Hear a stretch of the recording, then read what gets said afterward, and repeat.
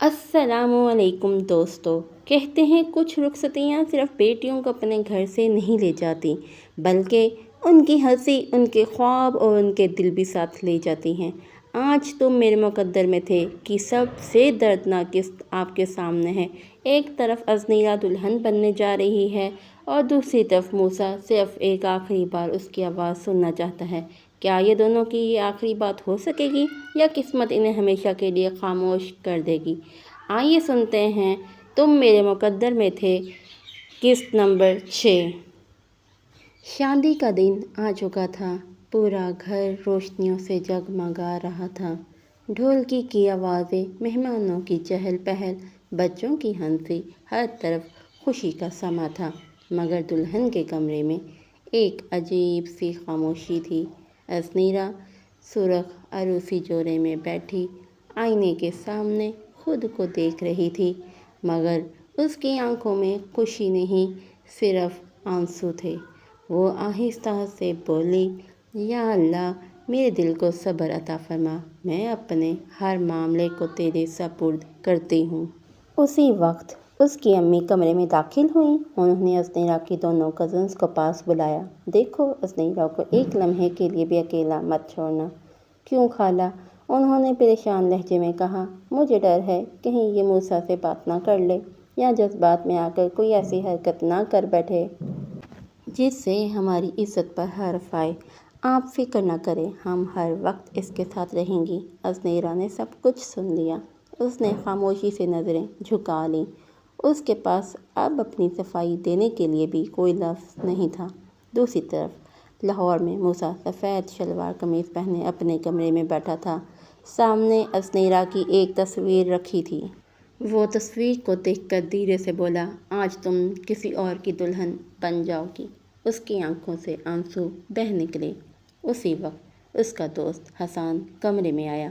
موسیٰ، خود کو سنبھالو۔ موسیٰ نے آسمان کی طرف دیکھ کر کہا، میں اللہ کے فیصلے پر راضی ہوں، مگر دل کو سمجھانا آسان نہیں ہوتا۔ حسان نے اس کے کندھے پر ہاتھ رکھا، اگر محبت سچی ہے تو بددعا نہیں، دعا دو۔ موسیٰ نے سر ہلا دیا، میں ہمیشہ اس کی خوشی کی دعا کروں گا۔ ادھر ازنیرا کے کمرے میں لڑکیاں اسے تیار کر رہی تھیں۔ اچانک اس کا موبائل مسلسل وائبریٹ کرنے لگا۔ ازنیرا نے نظریں اٹھائیں۔ اسکرین پر صرف ایک نام جگمگا رہا تھا، موسیٰ کالنگ۔ اس کے ہاتھ لرزنے لگے۔ اس نے فون کی طرف ہاتھ بڑھایا ہی تھا کہ اس کی کزن بول اٹھی، ازنیرا، خالہ نے کہا تھا تمہیں ایک لمحے کے لیے بھی اکیلا نہیں چھوڑنا، چلو سب تمہارا انتظار کر رہے ہیں۔ ازنیرا نے ایک آخری نظر موبائل پر ڈالی۔ کال کٹ گئی۔ چند لمحوں بعد ایک پیغام آیا، ازنیرا، میں صرف آخری بار تمہاری آواز سننا چاہتا تھا، شاید اب کبھی بات نہ ہو سکے۔ اللہ تمہیں ہمیشہ اپنی حفاظت میں رکھے، خوش رہنا۔ ازنیرا کے آنسو بے اختیار بہنے لگے۔ اس نے موبائل اپنے سینے سے لگا لیا، مگر جواب نہ دے سکی۔ کچھ دیر بعد قاضی صاحب آ گئے۔ نکاح کی رسم شروع ہوئی۔ قاضی صاحب نے پوچھا، بیٹی ازنیرا، کیا آپ کو یہ نکاح قبول ہے؟ ازنیرا کی سانسیں تیز ہو گئیں۔ کمرے میں مکمل خاموشی چھا گئی۔ اس نے اپنی امی کی طرف دیکھا، پھر آسمان کی طرف اور کانپتی ہوئی آواز میں کہا، قبول ہے۔ یہ دو لفظ کہتے ہی اس کی آنکھوں سے آنسو بہنے لگے۔ ایسا لگا جیسے اس نے اپنے دل کو اپنے ہی ہاتھوں دفن کر دیا ہو۔ رخصتی کا وقت آ گیا۔ ازنیرا کی آنکھیں مسلسل برس رہی تھیں۔ اس نے ایک نظر اپنے ابو کی طرف دیکھا، وہ چند قدم دور خاموش کھڑے تھے۔ نہ انہوں نے ازنیرا کو اپنے گلے لگایا اور نہ ہی ازنیرا میں اتنی ہمت تھی وہ ان کے قریب جا سکے۔ امی نے روتے ہوئے ازنیرا کا ماتھا چوما، اللہ تمہیں اپنے امان میں رکھے بیٹا۔